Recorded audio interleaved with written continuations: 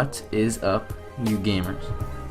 BigBoy TCone back. I'm going to be telling you guys what Black Ops 4 needs to do in order to stay relevant and to quote unquote bring the COD community back to its former glory.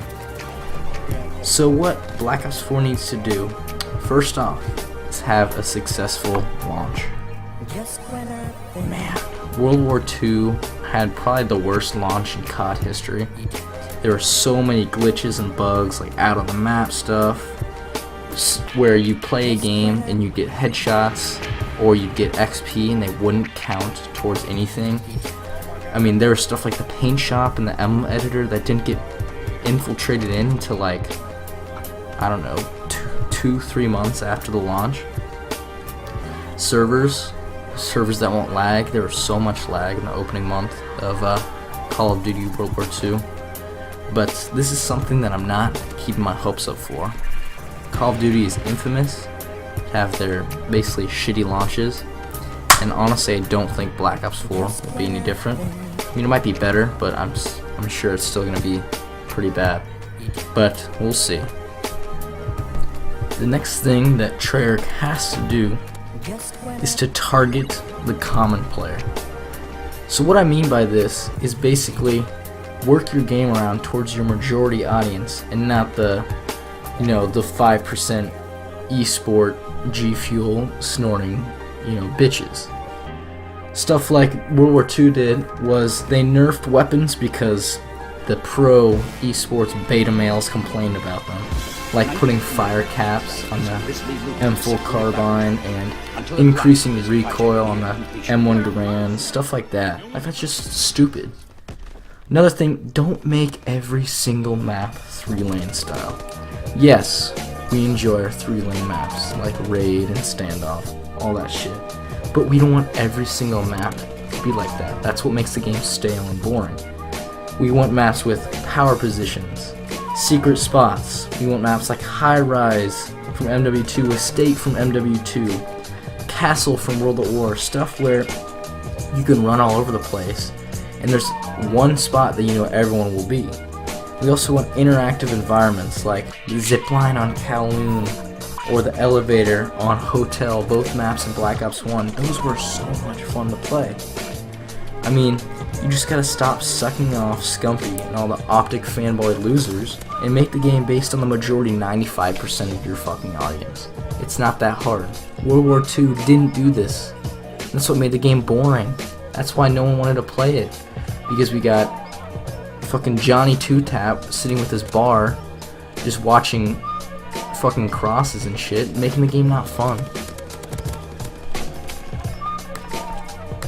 So another thing Black Ops 4 needs to have is forced game chat. So World War II did actually have forced game chat, but it only had it in hardcore search and destroy, which no one really plays. What Treyarch needs to do is infiltrate in every single game mode that is no respawn, like Search and Destroy, Blackout, and the new Heist game mode. And not just the hardcore mode, but also the core mode. Forced game chat is what makes the COD community fun and unique. COD is one of the few games where shit talking to enemies and teammates used to be normal and even encouraged. That's what made it fun. You 4-0 an enemy team and you just go absolutely ham on them, and then you get 4-0'd and then you get shit on. It's what made the game fun. It's what gave it life. In the beta, there was a few games of Heist that I played where 6 people had mics, and it was the most fun I've had on COD multiplayer in a long time, since at least Black Ops 3, probably even before that. This is one of the aspects that needs to be put in. This is what will hopefully revive the community. Last but certainly not least, we need Treyarch to be passionate about their game. Creating Black Ops 4 should not be thought of as a job. It should be thought of as this analogy. Think of Call of Duty Black Ops 4 as a precious, delicate puppy. And after any mistake, any wrongdoing, the puppy gets leukemia and you have to go put it down. This is what happened with the last two puppies of the last 2 years, named Infinite Warfare and Call of Duty World War II.